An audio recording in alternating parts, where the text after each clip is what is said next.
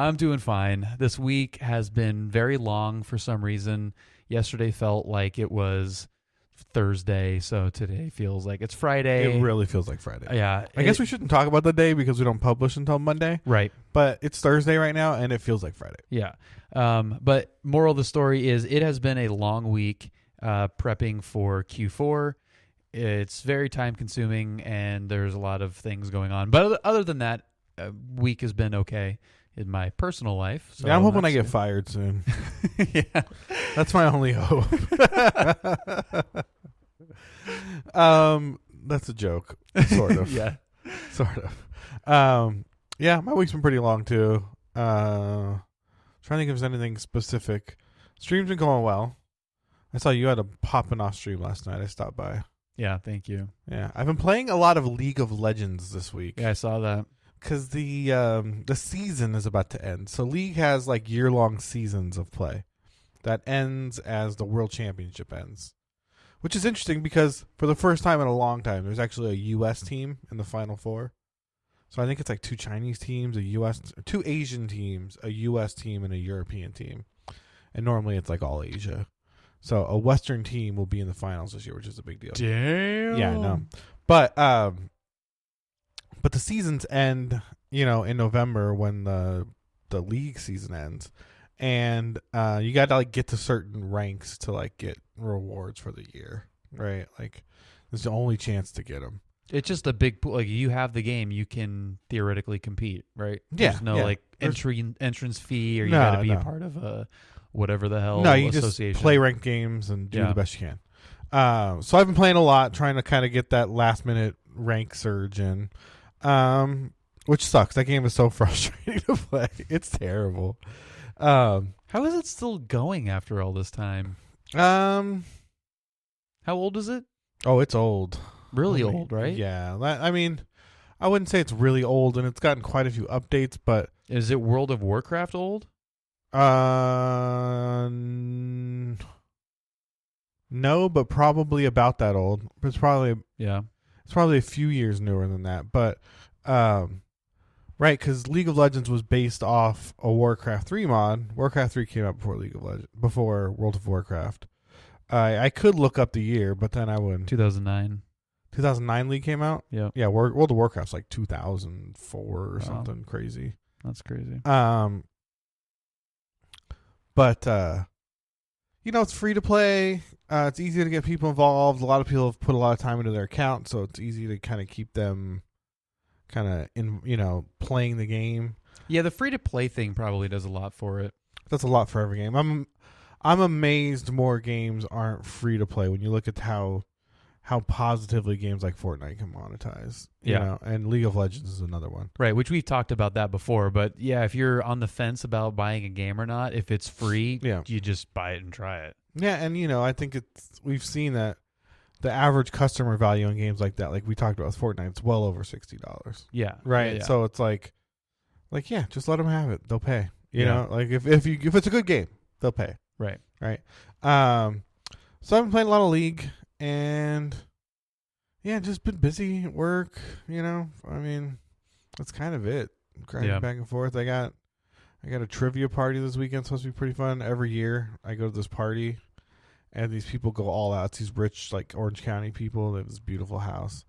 And they throw this, like, trivia night party. Do they put all their keys in a basket at the front door? No, but I'm kind of okay with that. They're not a group of lookers, Are they wearing masks and capes? Mm-hmm. Yeah, no. But no, you don't dress up for Halloween, but it's literally they make, like, a giant trivia board. They make laminates for every team. Like, it's crazy. They go so crazy with it. And it's a good time. It gets super heated. It's super intense. It's going to be a lot of fun. So I'm excited about it. Nice. Well, good luck. Thanks. I appreciate it. But yeah, I saw your stream was blowing up. It was pretty exciting. Yeah. Yeah, we had so I've been in my flight training right now. I'm at the soloing stage. Mm-hmm. And I've got a couple more solo flights where it's just pattern work to do. So there's not really much prep I'm going to do leading up to any of those flights that I haven't done already. Then I've got a stage check with the lead instructor. which he just basically goes up with you and makes sure, that it's like a 30-minute little flight. Mm-hmm. And then after that stage check, then I move on to all the cross country stuff. And that's where all the planning and performance and how much the plane weighs, how much fuel you're going to burn, how much is it going to weigh when you land, all, just the planning a trip. So at what point are you a pilot? You have to. I have 10 hours right now total. Okay. I need 40. 40 total hours? Yeah. Flying? Yeah. To be a pilot. But it's broken down. I don't know it off the top of my head, but it's like you need a minimum of like 10 hours of solo time or 10 or 8 hours of solo time. You got to have solo cross country, you got to have dual time cross country, you got to have I think it's 3 hours at night. You got to do I would only fly at night. it's pretty fun. I've been up one time at night. They'd call me the night The night flyer. flyer. Yeah. So there's like a bunch of requirements that you have to hit My logo would be like a bat. with a yellow background. Yeah, the night. And an No, oval. not a yellow background, an oval. Just like a cool looking bat, like the night flyer. Because bats like Yeah, they like the flying at the nighttime. Yeah. Oh, that's cool. maybe an owl. Yeah. You're more owly than I am batty. more owly than batty. That's true. So okay, so you're Lots of stuff. I mean, you got to have a written test. So you have to get all the requirements as required by the FAA for the type of license you're going for. And then you have the big scary thing, which is called a check ride. And that's you have an FAA examiner who you've never flown with, never met before, go up with you. And I mean, it's like he's asking you questions. He's, like, okay, now we've got a failure and you've got to they basically, they'll plan a flight. So we're here in LA. They'll say like, hey, we're going to fly from here to Palm Springs. So you prep that flight and you show them, here's the calculations I made. Here are the weathers. Here's all the, warnings on the way out there. There's a bunch of acronyms. Can you be like, nah, I'd rather fly to Vegas. Yeah, you could do that too. You could do that too. If it was like, yeah, we're going to go to Vegas, it could be even further out. And you show them all of the planning you do up to that point and explain why, here's the weight and here's the weather. And then he'll go, okay, so let's go to Vegas. So you take off, and then like 10, 15 minutes into the flight, he goes, okay, you now you don't have any, your fuel pump broke. So, and it's a planned thing. I mean, you kind of, you anticipate you're not going to Vegas. Something's going to happen. Yeah. And then you land at your alternate airport. Now, is it always like a malfunction like that you're kind of ready for that's in the books? Or is it like, I think so. Yeah. I got to shit my pants, right? And you're like, oh, I don't know what to do. Like, yeah, I don't know if it's like environmental like that. I think it's usually something that you have to display how you would fix the problem. I think it's got to be plane related. What if he's like, the wing fell off? Grab your chutes. Dead. We're getting out of here. We're dead. Check right over. Good job. Yeah, good job. You did it. Yeah, right on. Yeah. We have an email today. Oh, crap. We got Tech Yeah Mailbag. Tech Yeah Mailbag. If you guys want to write to the Tech Yeah Mailbag, send us an email, techyeahpodcast@gmail.com. We have a jingle for this, don't we? Yeah. It's How does that jingle go? mail. Mailbag. Mail. Mailbag. Mailbag. Heck yeah. I think that's how it goes. That's exactly how it I'm went. pretty sure that's what it was. Yeah, that's what it was. That's what it was last time. So this is from Axomail. I don't know. I don't know who that is. Hey, Bill and Tony, new listener and new emailer. There's been a lot of talk about streaming becoming the future of video games. I'm not one to get political. Oh, jeez. Oh, boy. But considering that the U.S. government has recently repealed net neutrality, do you guys fear that we will come to a point in the future where games become exclusive to certain ISPs? Imagine you can only play Grand Theft Auto 7 only if your internet is through AT&T, and if you have something other than AT&T, well, you're screwed.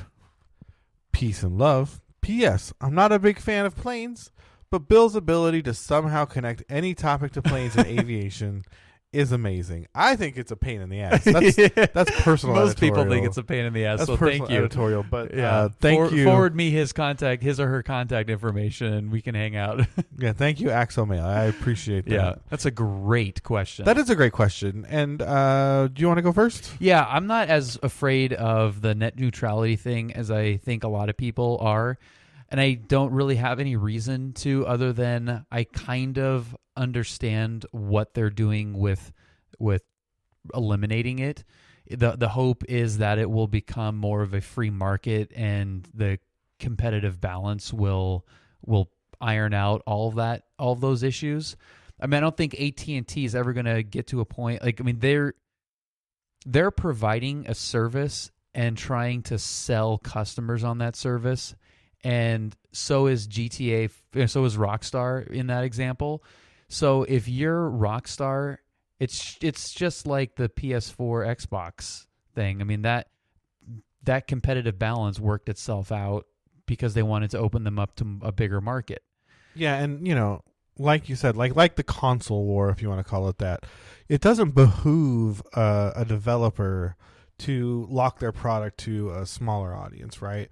Really, that has to be justified by whoever's kind of gaining that exclusivity, paying for that, right? Like by offering that developer or that publisher an amount of money that tells them, yeah, you're going to sell less copies by only being here, but we're going to offset that by giving you, $500 million towards the development and whatever, right? Because it's going to be huge. Like something like that happens, right? But, in general, if you make a game or any intellectual property on the internet, it really behooves you to have that available to as many people as possible. Right. So they're not going to sell themselves to an ISP for a fixed sum. Like I don't see how that happens economically. Yeah, and I think, to be fair, like I kind of agree with you on kind of the overblown nature of how we view net neutrality. I feel like, and again, not to get too political like the email states, I think a lot of these touchstone moments, things like net neutrality, are kind of set in place to be a fulcrum for argument, like we all argue about net neutrality, but the reality is net neutrality was being violated while it was in place. We were already Absolutely, good point. We were already having issues with your phone carrier restricting bandwidth to YouTube or Spotify based on having an unlimited plan or throttling. Yeah, or naturally throttling it because you've streamed too much video, right? That wasn't being protected by net neutrality as much as people claim it was, right? These things were still happening, and they will still happen, right?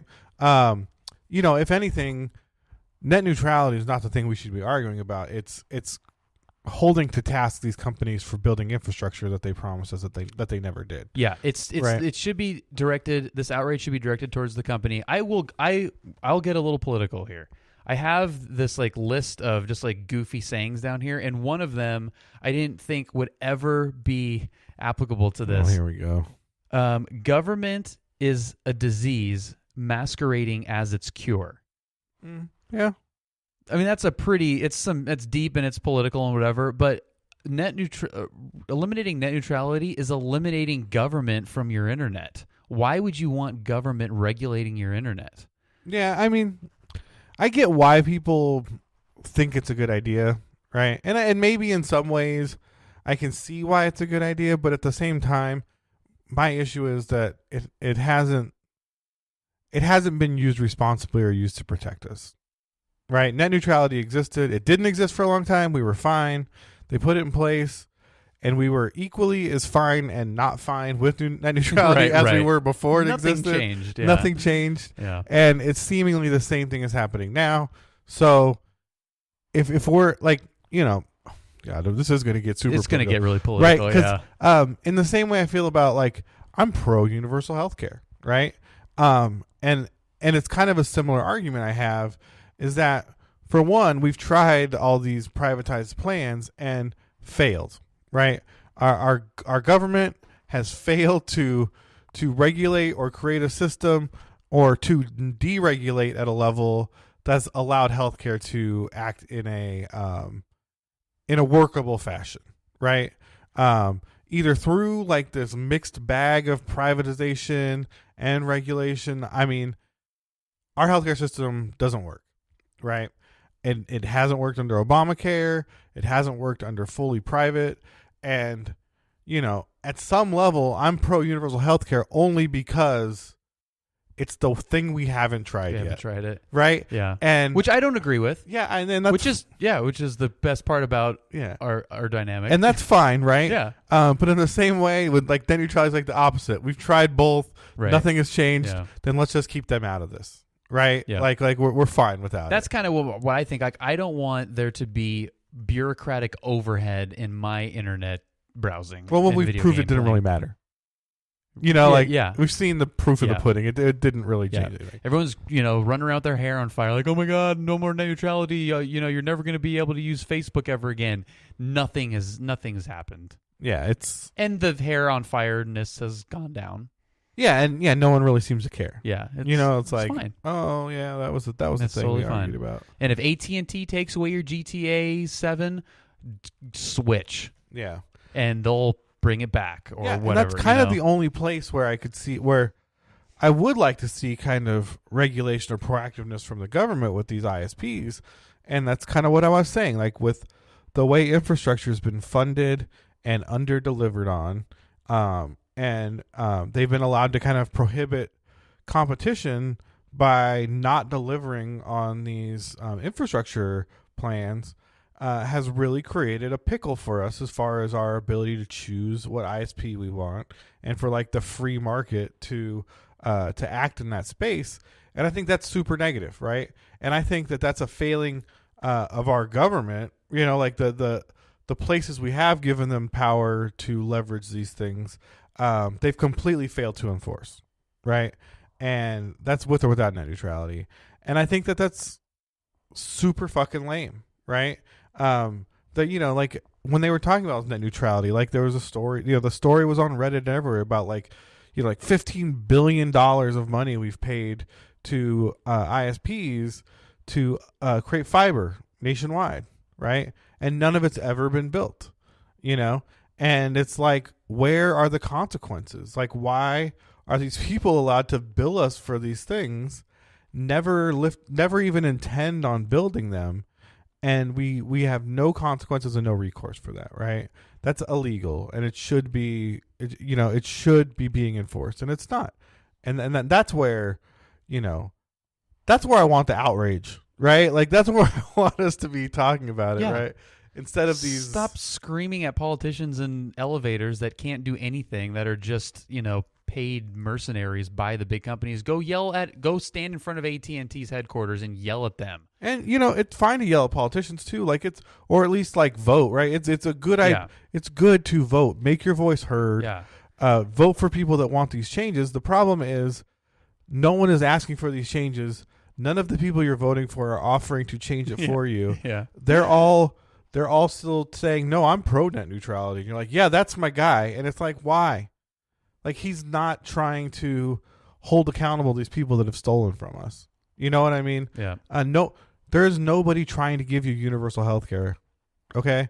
None of the Democrats, none of the Republicans are pro universal health care. All right? Obama had a majority.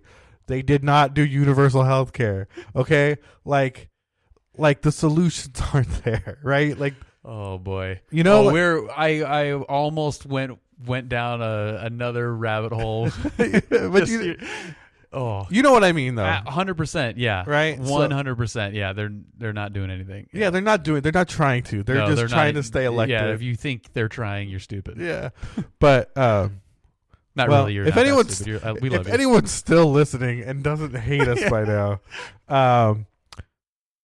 Andy, I think it was Andy that wrote that email. Thank you for the email. Yes, thank you. Thank you for getting us in trouble. Yeah, thank you for ruining this podcast. Yeah, for ruining this podcast completely. Stupid jerk. Yeah, you're such a jerk. Anyway, that was Mailbag. Mail.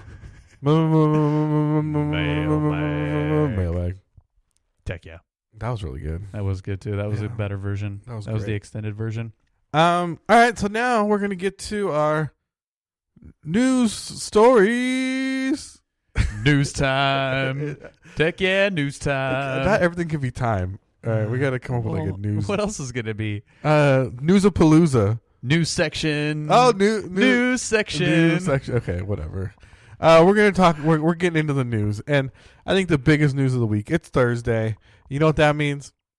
Red Dead Redemption 2 is coming out. Red Dead Redemption 2 is already out. Well, technically, it unlocks in 2 hours. Yeah, but they're listening to it on hopefully Monday. It's already been out. Yeah, no, I'm saying like for us Yeah. live, it's coming out in like 2 hours. For you listening, it is out. You've been playing all weekend. You love it. You love it. You're that blown third away. mission is awesome. You Yeah. can't believe it's so cool. Yeah, you took a bath. You killed a horse. You did all kinds of crazy stuff. Yeah, that explosion was awesome. And Have you watched any of the gameplay yet? Oh yeah, I watched the IGN review. Yeah, I was watching some streams of it earlier too. Like, of course, Yeah, duh. looks amazing. It's a 10. I think some of the things, I will say the gameplay does look. Well, it looks very Red Dead, right? Which is a little clunky, Sure. in comparison. Sure. But I think that the open world look, like the way it looks like it manifests itself, so far exceeds kind of what we've seen in any open world game. Like that, they're definitely setting a new standard, and it looks amazing. I'm really excited to jump in. Yeah, me too. And we talked about this when we were going over Rockstar's open world take and how they kind of they look at the little things that make suspend the disbelief of that that you're in a video game. I saw on the IGN review that if you're riding a horse, if you got a horse and you look at its balls in the desert, you can see the balls, the horse testicles. Yeah. If you go up into the snowy mountains, the horse testicles actually shrink. Wow. They've mapped the temperature ball hanging ratio on your horse in Red Dead Redemption 2. I love you, Rockstar, so much. That's as good as it gets. That's as good as it gets. Okay, so I brought this up though. I mean, glowing reviews. I've actually brought this up to talk about crunch. Now, this has been like all over the gaming media news. It's been all over the place. And I'm gonna from the top of my head, so this could be completely messed up, kind of give an overview on some of the ways crunch has come up. And literally like 15 years ago was the first time the crunch debate came up, right? And it was because someone on Tumblr wrote an open letter called like EA Wives, right? Or EA Spouses. And it was, I can't even remember what game it was, but maybe it was, I don't know. But they were basically saying, as a spouse of someone that worked at EA, they were basically complaining that their relationship was very estranged leading up to the launches of games because their spouse would end up working, 60 to 100 hours a week. Yeah, I gotcha. Coming home at midnight, leaving as soon as they woke up. Development crunch. Gotcha. Right? I'm like, what crazy weird app is this that I've never heard? Yeah, it's the Crunch You app. download Crunch on your phone and you can... That's what I thought. Development crunch, right? Okay. So this has kind of been a topic of discussion since then. Yeah. During, I want to say it was Red Dead 1. It might have been, what was that? It's the Noir, LA Noir. They were talking about Rockstar wives, right? Rockstar spouses. I don't know why I say wives. These are spouses. This is the year 2018. But there can be female developers, Tony. yeah, I know.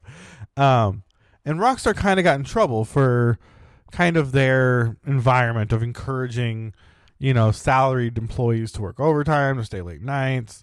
And it kind of became like a thing where it was kind of this tribe inside of Rockstar, right? Like, you worked the OT, you didn't complain about it, and you didn't say nothing because you got to make the best games in the world. Your resume was now padded out for all eternity, and it's like the benefits outweighed what you put in, for better or worse. If I don't know if that's a fair assessment of what you got out of it or not, but that was kind of the mentality, right? And they got in trouble again. You know, it became a big social media thing. They kind of said they were going to do better. And then recently, before the launch of Red Dead 2, I want to say the guy's name is Hauser, Andrew Hauser, or something. Yeah, one of the Hauser brothers. The Hauser brothers, right? Yeah. He had an interview, and he was like, They're pretty eccentric dudes. They don't do a lot of interviews, but right prior to release, I think it was a couple weeks ago. British, if that matters. Does that matter? That doesn't really matter. Was made a mention of working a few 100-hour weeks, getting the game finished, right? And everyone lost their minds. Everyone was like, I can't believe that. Here we go again. Rockstar trying to make everyone work 100-hour weeks. And he came back out and clarified. He was talking about kind of the kind of core 4-man writing team. A few weeks out of the year they did this to kind of finalize the script. And it was high level, like, 4 high level employees that kind of served to benefit the most from the profitability of the game, and not like no employees would ever be asked to work those kinds of hours, right? After that, Rockstar said they kind of opened up their social media policy and told their employees they were open to tweet whatever they wanted and talk to the media. Most of them tweeted out kind of positive things, some saying they worked some overtime or worked some long weeks, but in general, it was fine, or it was what they thought they needed to put in. And then it was Dan Hauser. You said Dan. Dan, I think I said Andrew, but okay. Dan Hauser. Dan. Yeah.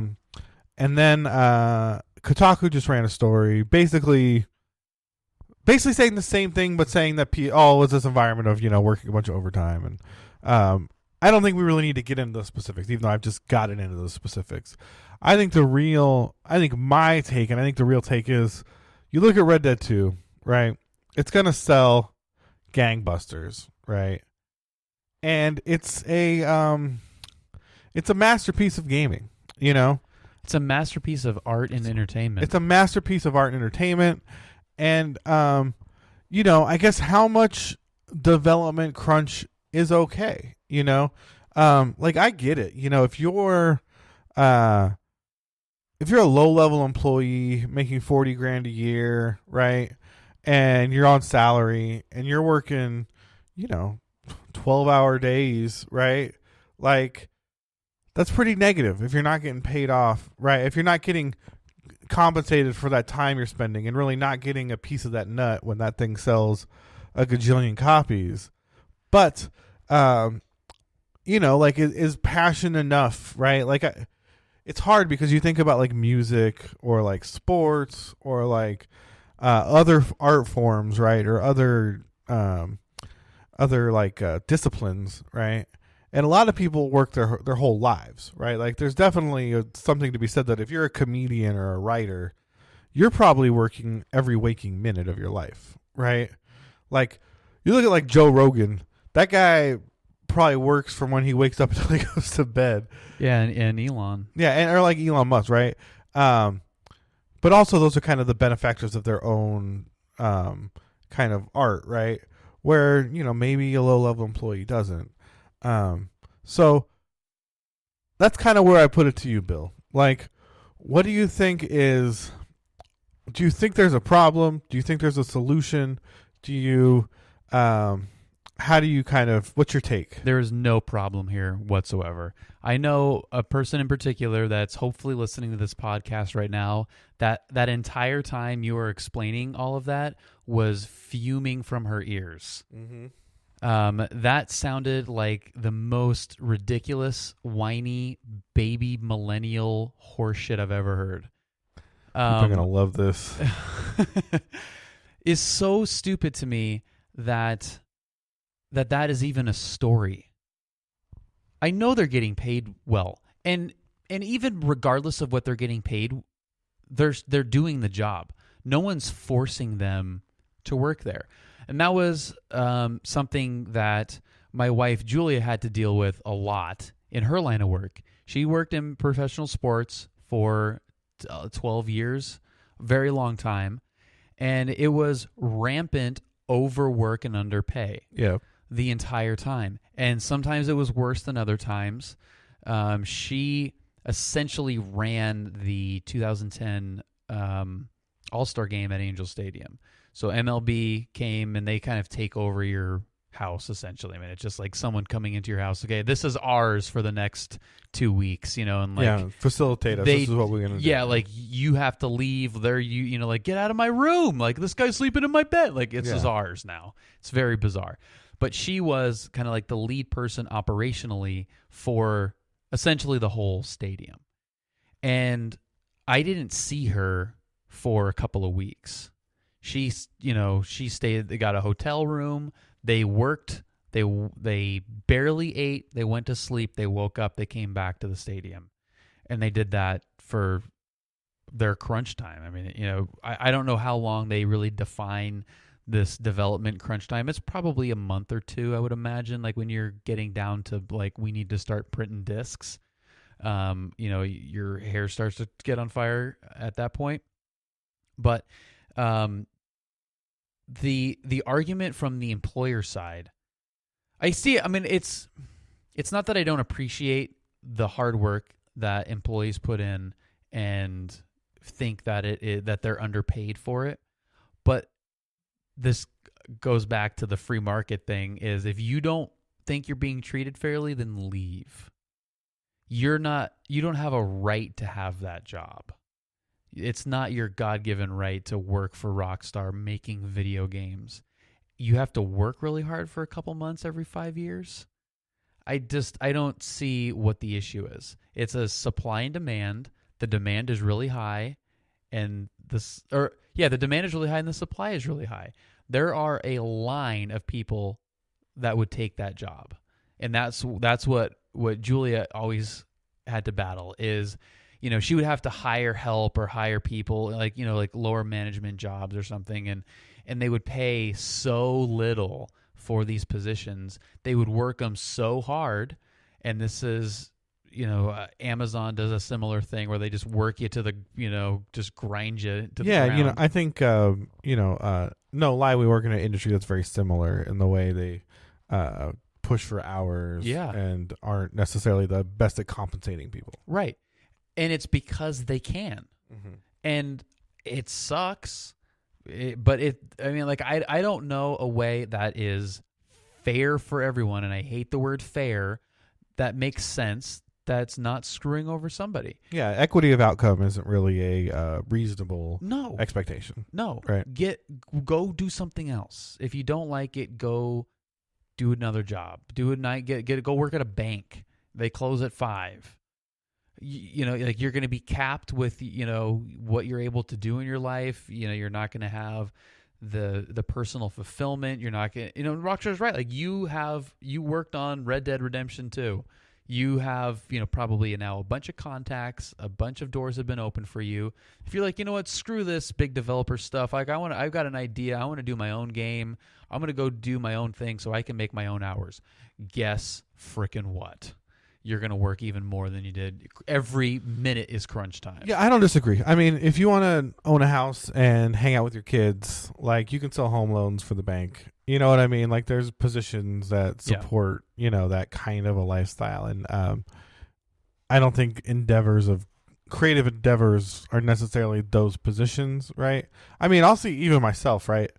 Like even doing the stupid podcast, like if you amounted the amount of time I spend between streaming, making this podcast, and working my day job, it's all the time, Yeah.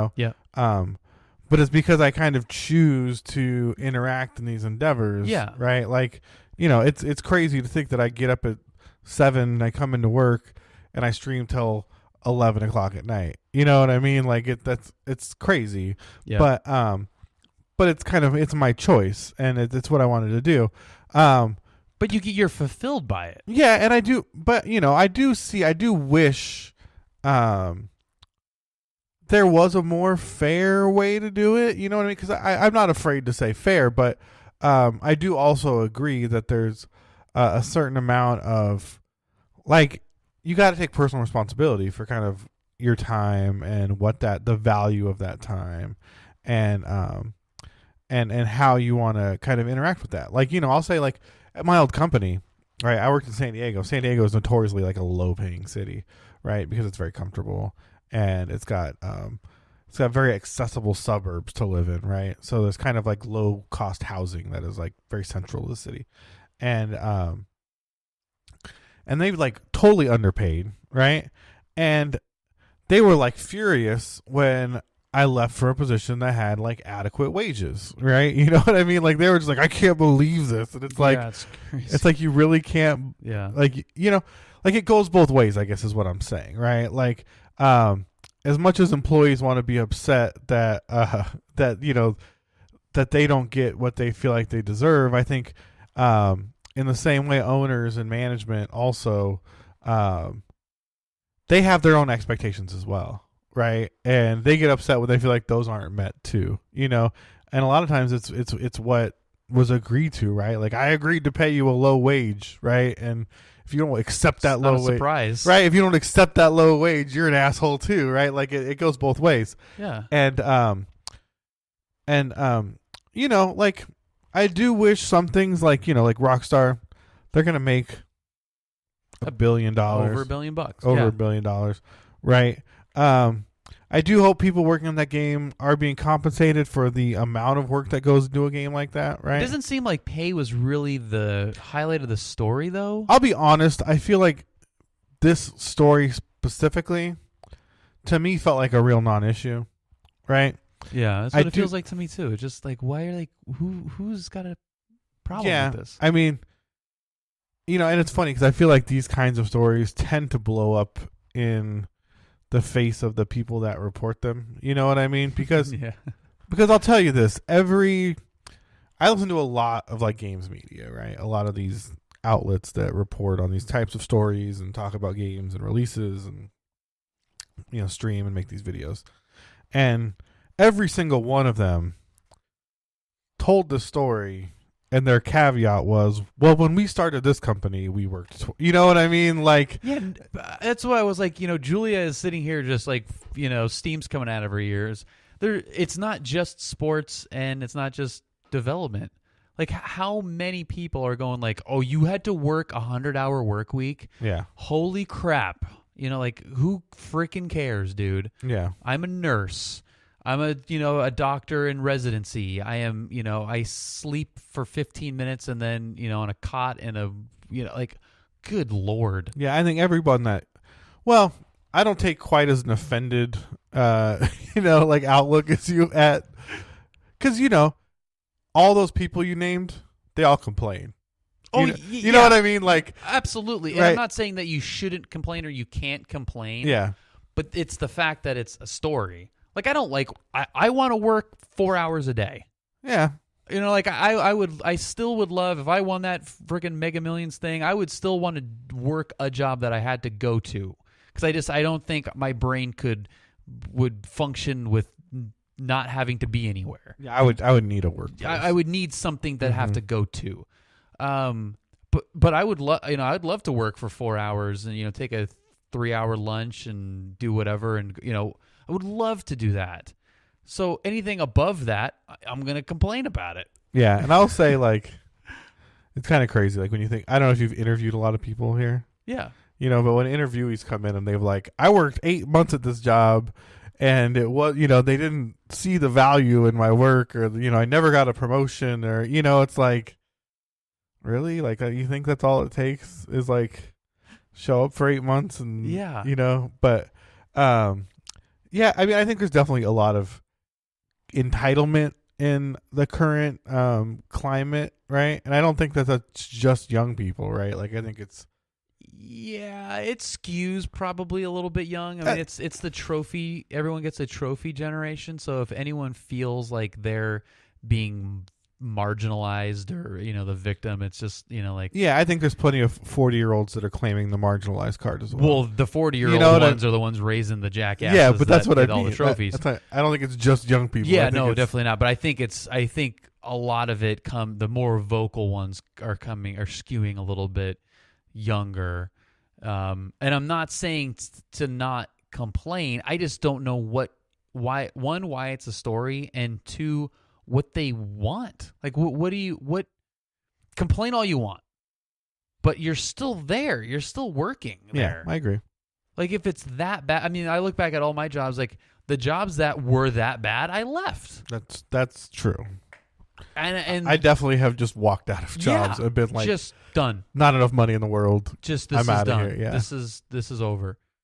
So if I don't know, just like all right, what do you want from us? What do you want from me? Why am I reading this, and why should I give a crap? I used to work this construction job, and I worked there for like a week, and I quit the day I went to lunch, and literally everyone just started smoking meth, and I was just like, no way. Good Lord. No, because it's like one of those jobs where you get there at 6, you work until like 7, you earn overtime every day.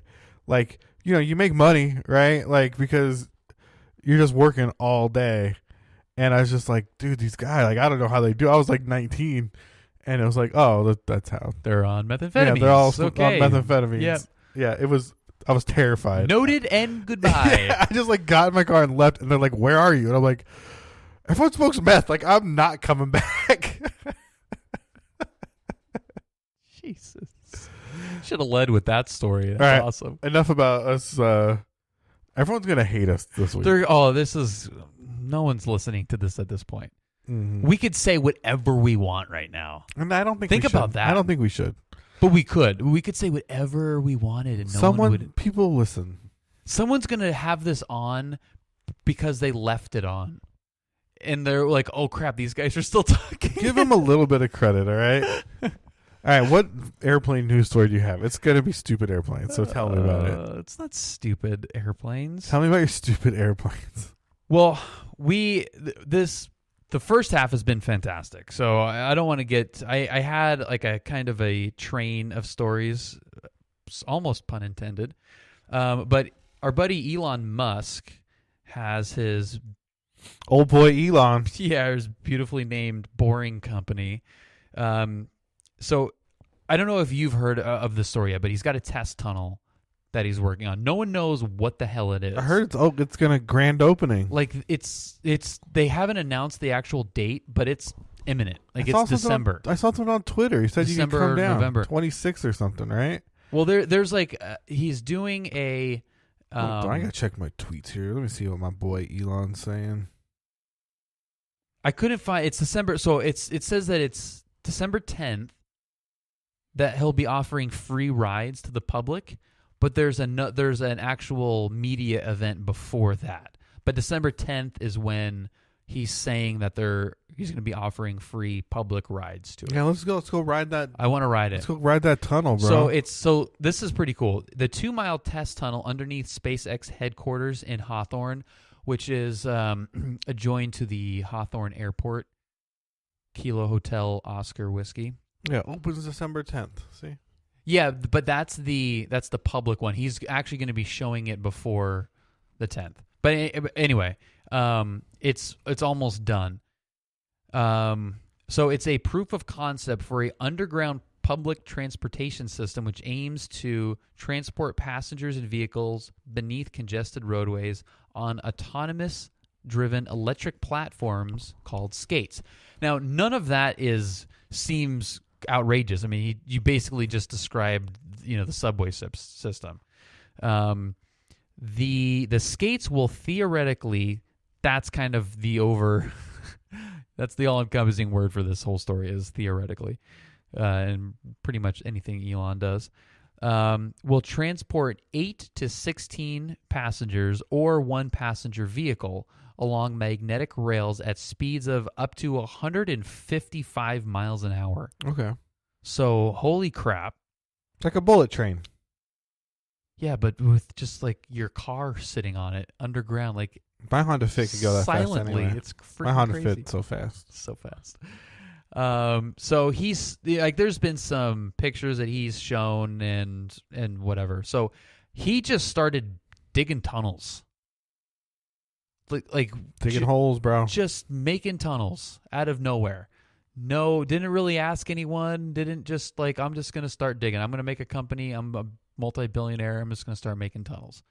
LA is a perfect place to test this because it needs it really bad. The subway system sucks. Well, it's not even a subway system. Yeah, it's just like a train. just a train that happens to be underground. First, yeah, barely. For part yeah, of the trip. barely. But it's the foot traffic thing is stupid. It's not going to work in LA. I'm sorry. Like people are just. It's going to take a long ass time for people to commute in this city and region without their car on one end or the other. Yeah, you're not gonna. It's so sprawled out. LA's huge. It's gigantic. So you're not gonna have proximity to stations where people can walk there like they do in New York or Chicago. Yeah, even right now, like I live fairly central. Like I live a block from the 10 freeway, right? Which is basically like the east-west Main artery. vein, artery that runs through LA and out east to like I don't even know what's way out there, the dirt, right? Yeah. And the old IE. yeah, and I'm fairly close to like Grand Central, right? Or like, but even that's a car drive away. Like I can't walk to, I can't walk to the train station. Right. So, but even if you could, even if you drove to the train, got on the train, and then get off of it, then what do you do? Yeah, and I can't get to work. Yeah, you can't get to work. So I mean, some people, like I know people that buy like a little beater train car and they leave it on the other end of the train. But I mean that's expensive and annoying and not very practical. So you need a car. And the time, if you're going to take buses and transfer and catch a train and take a bus, it's a mess. And transfer and catch a second bus. Yeah, it's a freaking mess. And if any of you have, I mean, it's not, I shouldn't even, you don't even need to qualify that. You all know how bad traffic is in LA. Yeah. It's really bad. I lucked out. I have a 22-mile commute and I barely have any traffic. Yeah, mine's about 20 miles. That's pretty easy. Yeah. So, I mean, we are the outliers on that, but most people are with the traffic, and it takes them, an hour and a half to go 30 miles, 20 miles. Like not many people live west and work east. Like that's kind of, everyone always comes from the east end to the west and then west out. It's freaking insane. So traffic is really bad here. So in terms of like a great place to test this out, you couldn't be in a better spot. But just whatever city you're in, Houston is really bad, Chicago, Boston, the tri-state area, the Beltway, even some of these, like I've been to Raleigh-Durham area a bunch of times, and that's terrible traffic. Even San Diego's north-south traffic, like coming from like northern, like especially inland communities like Escondido, Rancho Bernardo, into downtown to work, or into industrial areas, it's terrible. Like it's so bad. It's just bad everywhere. Seattle is apocalyptically bad. My wife Julia, she did the train thing, and it was 50 miles, I want to say. She just happened to work at the train station. The stadium was just right there. So it was really, she drove to the train station, take the train, got off, walked into the office. Couldn't have been more convenient, but it still took an hour and a half to get into work. So she's a big Seattle sports fan, huh? No. We're very no. So are you going to... We should go down there. I want to go and check it out. I really do want to go look at what they've got. We should try and get into Elon's hole. But the fact that you take it for a hot lap, or into his bat cave. I want to see it for sure. But I love that it is. He's so smart.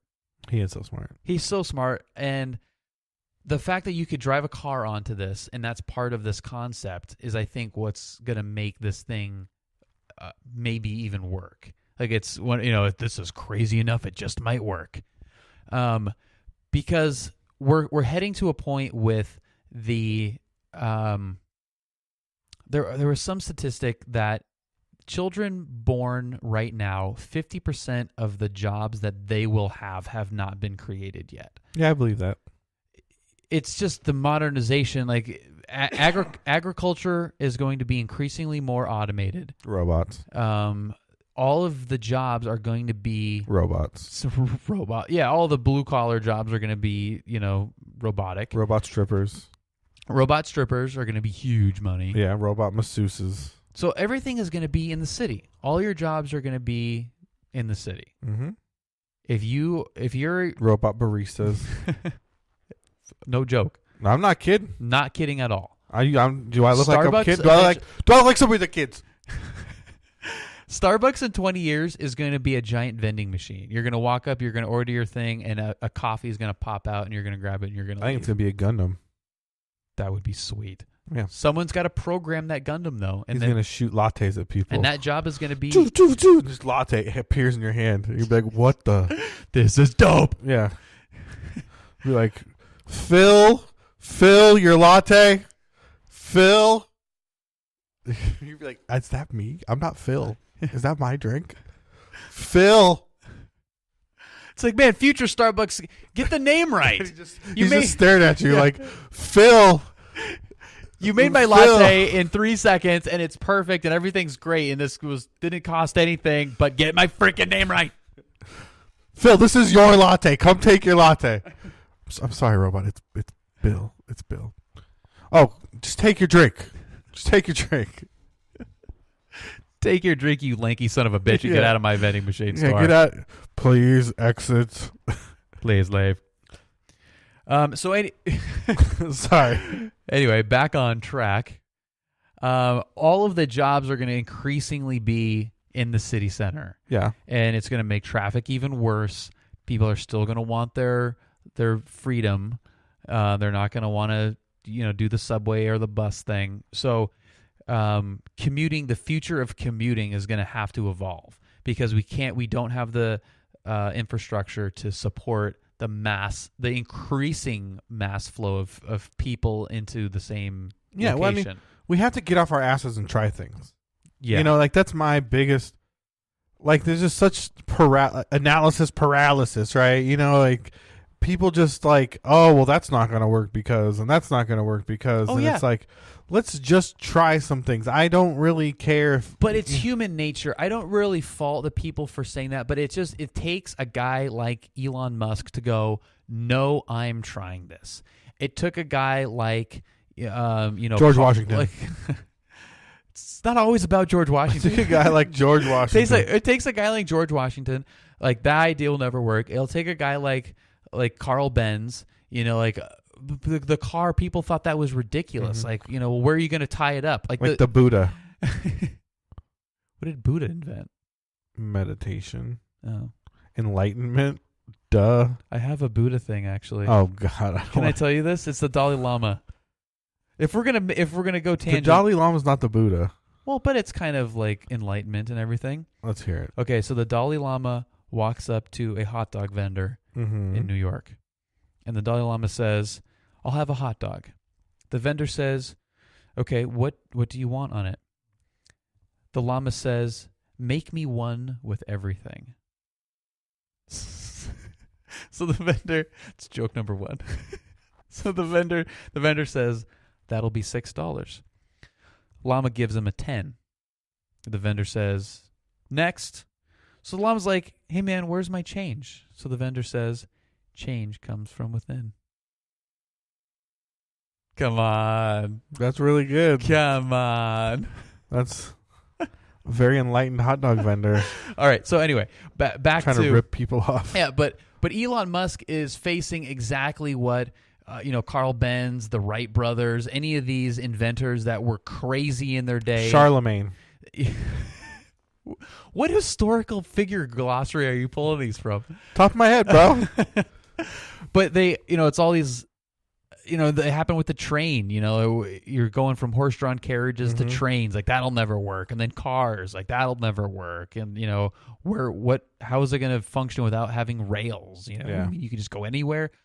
So all Hot of these, Pockets. Yeah, Hot Pockets was huge. Mm-hmm. How are you going to heat the middles? How are you going to heat the middle of this freaking pizza? Aluminum sleeve. Yeah, this is a pizza that's curled in on itself. This is madness. It's madness. It's madness. I'm going to put it in this little metal sleeve. Yeah. Boom. Middle's nuclear. So the Elon is just like, I don't care. I'm going to do it. I'm going to self-fund it. You're all going to think I'm nuts. And, however long it takes for this to, happen, if it does, we're going to look back like, hey, remember when we didn't have those crazy tubes under the city? Yeah, like Ponce de Leon. Yeah. Well, remember when we didn't commute to work at 150 miles an hour and get there in 10 minutes? And I don't remember. I don't remember it either. That must have been terrible. No, it sounds like a dark time. Yeah, those were terrible times. So is that when we had answering machines? It seems like that's when it seems like it was back then. Yeah, and you had to like hit the side of your TV in order to see it. Yeah. It does sound dope. Like even just thinking like you could just pop down, be in Santa Monica and a GIF. Yeah, what the hell? Of course. Yeah, of course. I mean, I'm in on all. I want the Hyperloop. I want to get to San Francisco. I want some Hyperloop too. I want to be in San Francisco right now. Yeah, I do want me some Hyperloop. I want to get off work and meet my friend in San Francisco for dinner. But even if the Hyperloop never happens, even if this crazy tube thing never happens, something has to happen. Put me in a tube and shoot me to San Francisco. Boom. I want it to make the noise. Yeah. Boom. Yeah. Just like the little tube from the bank. You like next, Tommy. Tommy. Is that me? Yeah. Is that me? I think that's your Tommy Hyperloop ready? Your unicorn frappuccino's ready, Tony. Okay, Tommy, enter the Hyperloop, please. I'm not Tommy though. Listen, Starbucks baristas, when you ask for somebody's name, confirm their name. Or just don't ask. Or don't ask. Just say, I'm the only quad shot espresso in a venti cup that's coming out right now. All right. If someone says, I want a vanilla latte, get that guy's name. Yeah. Get that girl's name. And if she says, say, excuse me, could you repeat that? You don't have to spell it. It doesn't have to be, it was Christina with a K. Who cares? But at least don't make it Catherine when it was, Christina. You know what I would do? I'd give them code names. You get a name. I give you a barista. Name. You give the names. Yeah. You come up, order a drink. Let me have a grande cappuccino. Hey, that'll be out for you in just a minute, Ace. Love it. I love it. That I was like Ace, Champ, Sport, Buddy. Mm-hmm. And you just have a list, and you just go through the list. And you got a little card. You got a little card. You got a little. It could just be like on your receipt says Ace. Yeah, but you got like a little like name generator thing on the side of the register, and it's like, okay, Buddy. All right, Buddy, your double shot espresso is coming right up. Coming right up, boss. Yeah, dude. Erase this part of the podcast. We need to TM this, and no, this is intellectual property. Podcast count. Okay, so we're safe. We own this idea. No one's going to take this idea because we are publishing this idea. Okay, I'll get Schultz on the line. We'll pitch it. And then we'll never do this again because we'll be millionaires. We should still make the podcast. Let's still do the podcast. Yeah, we still do the podcast. Okay. We'll be back. We'll definitely have a soundboard. Yeah, it's gonna. If we're multimillionaires, we could, and at that point we can really say whatever we want. We could, yeah. That's gonna be really fun. I might just crash a Ferrari. Let's just every show we crash a different Ferrari. Oh. Like, what Ferrari are we going to crash this week? You're like, I got a 95 355. Let's run it into a brick wall. Yeah, we'll just do different destructive things that destroy the car. That's different car, though, every time. Different car every time. Yeah, different car every time. Okay. Yeah, how are we going to destroy the Ferrari this week, Tony? Well, Bill, we're going to drive it into a swimming pool. Yeah. Love it. Yeah, swimming pool, lava. We're driving into lava. That would be kind of fun. I want to see what happens. I want to see what happens, too. Yeah, we're driving into lava. Will you put it in the ocean and put like squid inside of it and use it as a lure to catch a whale? Can I tow one with my airplane that I'll have? Yeah, why? I mean, sure. Okay, cool. We'll do what that. Size airplane you can have? It's going to be a big one. Like an A380? If we're selling an idea to Starbucks, it's going to be a big one. I could have a private A380. Yeah, that'd be pretty dope. Like John Travolta. He's got a 707. That sounds small. Well, it's not an A380. I think the Sultan of Brunei has an A380. There's one private A380. If you guys don't know what an Airbus A380 is, look that shit up. It's insane. Yeah, it's Lux. I don't understand how John Travolta has all these airplanes. Like, I know he made a lot of money in movies, but like, he got a bunch of airplanes. Like, that's expensive, right? He's not like chartering those flights. No, he owns the airplanes. Yeah, but you still got to have a place for. You got to dock them or whatever. What do you call it? There was a house. What do you call it? You don't dock it. You don't dry dock it. Tie it down. No, like where you rent your hangar and put it in the hangar. Yeah, and then you got to have mechanics come out there and fiddle with all the who's what's it's and keep the oil in it, right? You know, like someone's got to take it for a walk every couple days, start the engines. All right, let's do a little celebrity net worth. And now this week's episode. That's the end of our boring company story. We're gonna go check it out. We'll give you guys an update. Yeah. John Travolta's net worth is $170 million. So he's got okay money. He's got okay money. It puts some of the stuff in perspective. Every time I do that, like check the net worth of someone that you think has just more money than you could, like, oh my God, no one has more money than, like, John Travolta's a household name. You would think that dude is just like pushing $1 billion, but, and according, again, this is the internet. This is celebritynetworth.com. $170 million. So if you won that Powerball jackpot, you would have taken home like 4 to 5 times more than John Travolta has. Mm-hmm. That's pretty crazy. But yeah, I mean, airplanes of that magnitude are insanely expensive. So there's a jet that I have a video that I started on my YouTube channel, youtube.com/Bill4LE. I have a video on how to start the APU of this jet. And it's a mid-sized jet. So it's not the biggest. It is the fastest. It's the fastest corporate jet on sale. How fast is it? Mach 0.92. Why can't we do a Mach 1? Because it's a whole... That's like, a car that goes 200 miles an hour. Like, to go from 190 to 200, like, you have to have certifications. It's a whole... And I want to punch through the sound barrier. It's a whole mess. I want to... It's got the smoke, the ring Cessna around it. Actually... You know what I'm talking about? Yeah. You go, poof, and it's like... Yep.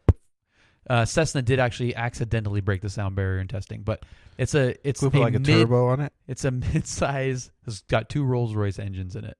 Could put NOS in it. You could put NOS in it. Underglow. Get some spinners on it. But it's mid-sized jet. It's not the most expensive one. It's $25 million. Mm-hmm.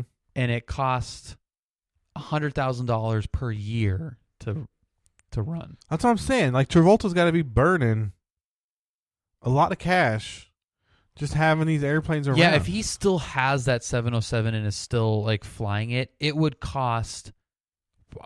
I have no idea. $1 trillion. I know it doesn't cost $1 trillion, but for a mid-sized jet to cost $100,000 in just scheduled maintenance per month, $100,000 per month scheduled. So if anything goes wrong, it's even more than that. A 707 has to be $1 million a month. If you like hit somebody in Starbucks $500,000 per month. Yeah, I have no idea. You would like Battlefield Earth sucked, right? So that terrible. cost them money. It cost them a lot of money, right? Yeah. So it's like that plus the 707. I think he's got more planes than that too. I think he has other planes. So you got to think, like, he's got to be burning this money. This is the true mystery of Scientology. How does John Travolta afford this airplane? I don't know. All right. Let's wrap this up, Bill. I think we've said way too much today. We said a lot. We got probably into a lot of trouble. Yeah, we've probably got into a lot of trouble today. What did you even talk about? You more than me. What did I say? You said millennials are shit. Yeah. You said you deserve everything you get in this world. Rockstar employees should stop whining. You said Rockstar employees should stop whining. Net neutrality is stupid. Yeah, you said net neutrality is stupid. If we don't get emails, I'll be disappointed. Okay, so email us at techyeahpodcast@gmail.com. techyeahpodcast@gmail.com. Bill, where can our friends out here find you? Twitch.tv/BILL4LE and YouTube.com/BILL4LE. I kind of feel weird. I always ask myself the question. I'm like, and Tony, we're gonna Tony, where could the fine folks find you? Sorry, that's so rude. Is this one gone long? Not really. But it's supposed to be a happy hour. Yeah, we're only at We're an hour and 5 minutes. Okay. So, a little long. A little bit long. You can find me at ToneFaceKiller at Twitter and Twitch. ToneFaceKillah. I'm going to do that again because I messed it up. ToneFaceKillah. I mean, if they get toned face, it'll autofill. Yeah, the Killa part has got an H at the end. Yeah. I think people expect it to be an A, but I did it like Ghostface Killa, and he's got an H at the end. Right, yeah. Just it'll autofill. You'll see it. You'll know it when you see it. Type in tone face kill, and you'll find them. Yeah, my Twitch is pink and beautiful. You'll love it. It is really nice. It's very neon. It's very neon. And that's our show for today. Yeah, we won't charge you guys for the extra. Yeah, for the extra. That was the bonus bit was on us. That one's on us. Yeah, we're actually, before we sign off, what we didn't say in the beginning, which is where this is probably smarter to put because who the hell knows how many people have dropped off at this point. But if you do enjoy this cluster of a podcast, share it with a friend. Maybe share the last episode, not this episode. Yeah. Share your favorite episode. Mm-hmm. Share the episode that you determine would be the favorite episode of your friend that you're sharing it with. Mm-hmm. Speak. And send the link over. If they don't know what a podcast is, explain that to them first and show them how to download the podcast app on their given device. You know what? Send it to your dad. Because he probably thinks millennials suck too. Probably. So he'll probably listen to this episode and be like, "These I young like that, Bill guys. Yeah, Speaking some sense. These young men really get it. I don't like what that Mexican said about universal health care, but the rest of it was pretty spot on. The rest of it was pretty good. I really liked the Dalai Lama story. The Dalai Lama story was pretty funny. I told that Dalai Lama joke at work. I did kill. It killed. I love it. Big hitter, the Lama. All right, that's it. I'm tired of this. Thank you guys. I love you. Love you too, guys. Bye.